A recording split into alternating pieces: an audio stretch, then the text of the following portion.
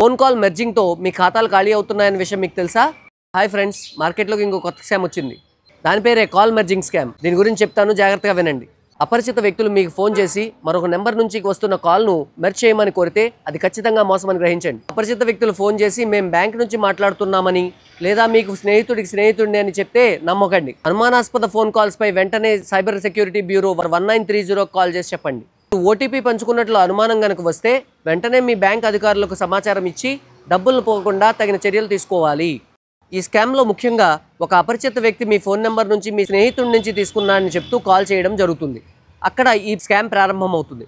మీతో ఫోన్ మాట్లాడుతూనే మీ స్నేహితుడు వేరే నెంబర్ నుంచి కాల్ చేస్తున్నాడని చెప్పి రెండో కాల్ను విలీనం చేయమని, అంటే మెర్జ్ చేయమని స్కామర్ అడుగుతాడు. కాల్ నిజంగానే మిత్రుడిది కాదు, అది బ్యాంక్ ఓటీపీ కాల్. స్కామర్ అడగగానే మీరు కాల్ విలీనానికి అనుమతిస్తే సదరు వ్యక్తి వెంటనే బ్యాంక్ ధృవీకరణకు సంబంధించిన ఓటీపీ కాల్తో కనెక్ట్ అవుతారు. ఇలా బ్యాంక్ కాల్ నుంచి వచ్చే ఓటీపీలను అవతల నుంచి వింటున్న సైబర్ మోసగాళ్లు సేకరిస్తారు. ఇప్పటికే బ్యాంక్ వివరాలు తీసుకుని పెట్టుకునే సైబర్ మోసగాళ్లు ఆ ఓటీపీని ఉపయోగించి మీ బ్యాంక్ ఖాతాల్లోంచి డబ్బులను కొలగొడతారు. ఇదంతా ఖచ్చితమైన సమాచారం మేరకు పూర్తవుతుంది.